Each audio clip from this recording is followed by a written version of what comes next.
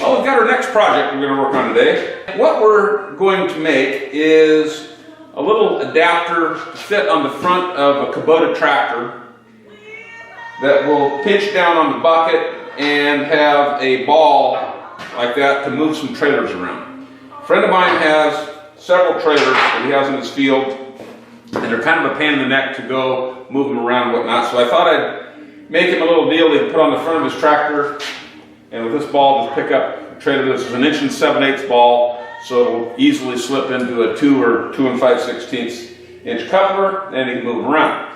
So I've got some scrap 1/2 inch plate here. This is actually the offcut from this table right here, and I've got a little bit of this left. It's 5 1/4, 5 3/8 wide here. So I'm just going to split that down here.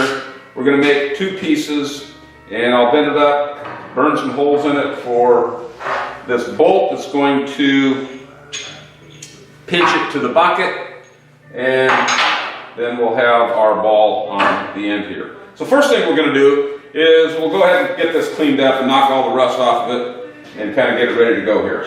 Okay, we've got this kind of cleaned up. Should be good enough, I think. And now we've got it measured out. I'm thinking I need 2 pieces, probably 12 inches long, and I'll split it that way. We'll get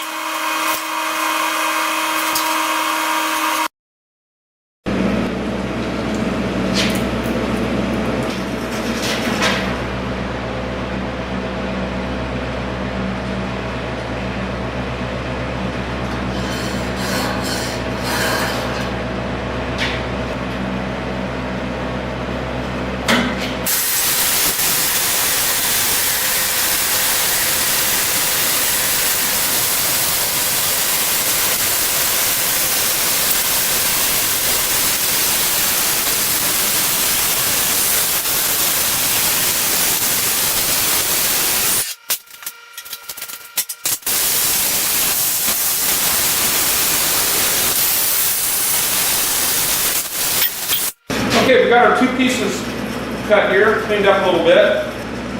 We're going to burn a hole right in here on each of these, enough such that this will fit down through there.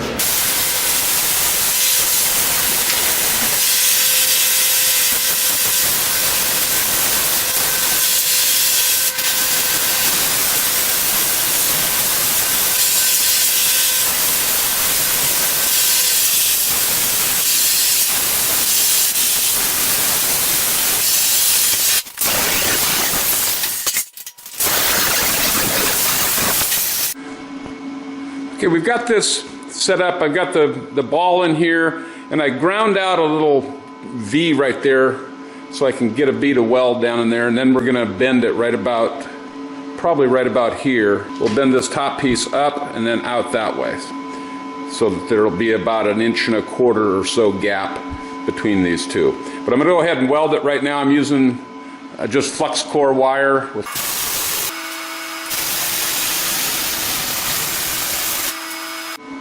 Okay, we got that doggone thing bent. I put a crease, I ground a crease right there, and then before I bend it back the other way, I ground a crease there to help it bend a little bit. So this 1/2 inch is, you got to get it hot. I wound up using my rosebud tip to get it hot. Now what I'm going to do after this cools a little bit, I'm going to lay a bead of weld in there, and probably a little bit back in here if I can get in there. And then I've got to burn a hole here for that 1 inch bolt right there. That's going to go down through there to pinch it onto the bucket. Well, there we are. Now you got to get a picture of how this is going to work. It's still a little warm right there. But anyway, if you pretend that this bench here is the bucket, it's going to go on the bucket, and that'll tighten it down. And so that big enough handle, you can kick it to tighten it up or loosen it. I'll admit that the welds aren't professional quality, and I'm not going to grind any more on it, because this is for the farm, so to speak, and it's not going to be in any beauty contest. But anyway, it'll be very functional. So we're going to throw a coat of paint on this, probably an orange, match a Kubota tractor, and in case it gets lost in the grass somewhere, it'll be a little easier to find. Well, here we go. We're going to give this thing a whirl, see how it works.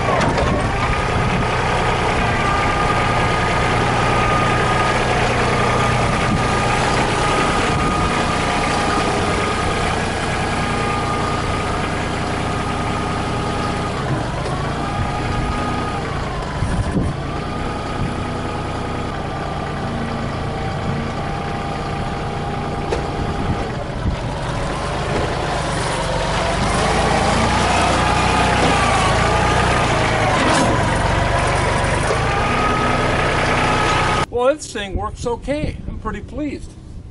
Like I said earlier, cosmetically, it could use a little help, but it's for the farm. It's for a woodlot. It's going to work just fine. Move some trailers around, what have you. Anyway, this thing, take it off. Probably put it on the side of the bucket here for storage or whatever. Anyway, that's going to work all right.